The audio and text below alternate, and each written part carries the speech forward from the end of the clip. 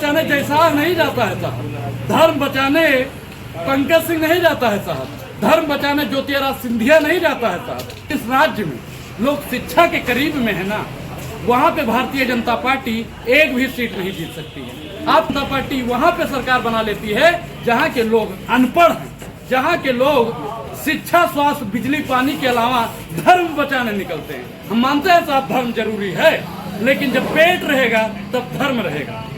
आजकल अगर रोजगार मांग लेता है कोई तो उसको लाठियां बरसाई जाती है, और अगर आप कांवड़िया उठा लोगे तो आपके ऊपर मुख्यमंत्री जी पुष्प बरसाएंगे। तो मैं अनुराग ओझा, कैसे हैं आप लोग? ठीक ही होंगे।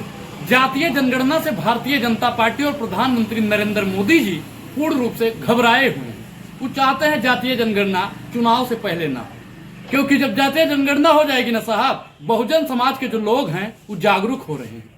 भारतीय जनता पार्टी के संघी लोग जो हैं वो नहीं चाहते हैं कि जातीय जनगणना हो। आप ये कांग्रेस का ट्वीट देखिए जिसमें दर्शाया गया है एक व्यक्ति से कह रहा है कि देख रहा है ना विनोद, मोदी जी कैसे जातीय जनगणना से ध्यान भटका रहे हैं। अब आप लोगों को जानना और खासकर बहुजन समाज के लोगों के लिए जानना बेहद ही जरूरी है कि मोदी जी ध्यान कैसे भटका रहे हैं। मोदी जी राजस्थान में प्रचार कर रहे हैं और वहां पे कह रहे हैं कि कांग्रेस को हटाना है, अगर शांति चाहिए तो भाजपा को।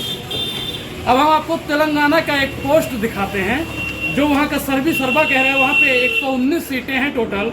वहां पे कांग्रेस का जो सर्वे दिखा रहा है 48 में से 60 और बीजेपी का 5 में से 11 और 43 से 55 दिखा रहा है बीआरएस का, और अदर मतलब अन्य पार्टियों का 5 से 11 दिखा रहा है।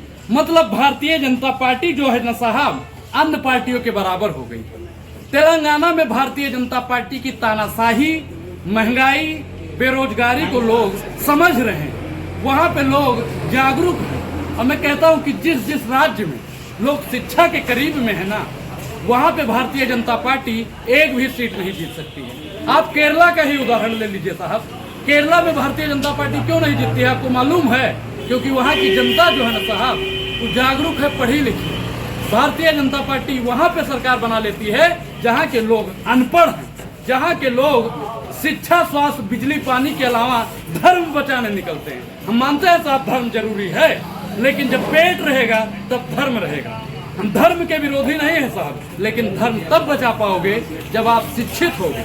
धर्म बचाने जयसार नहीं जाता है साहब, धर्म बचाने पंकज सिंह नहीं जाता है साहब, धर्म बचाने ज्योतिरादित्य सिंधिया नहीं जाता है साहब, धर्म बचाने पीयूष गोयल नहीं जाता है साहब।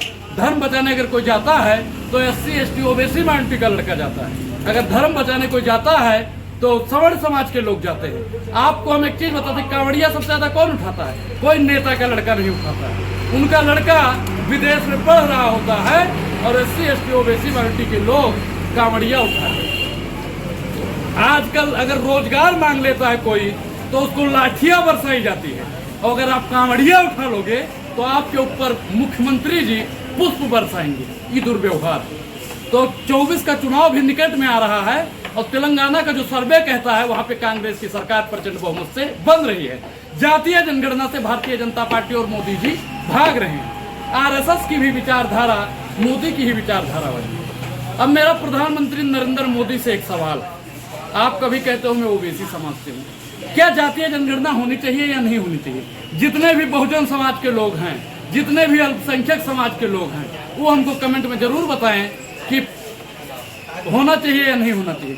जब तक जातीय जनगणना नहीं होगी तब तक इस देश में भेदभाव होता रहेगा। इस पूरी वीडियो पर आपकी क्या प्रतिक्रिया है हमें कमेंट बॉक्स में जरूर बताएं, और आप हमारी विचारों से कितना सहमत हैं, कितना असहमत हैं, ये भी हमको जरूर बताएं। अगर अभी तक आपने हमारे चैनल को ज्वाइन नहीं किया है तो उसको ज्वाइन करना बहुत ही जरूरी है। धन्यवाद।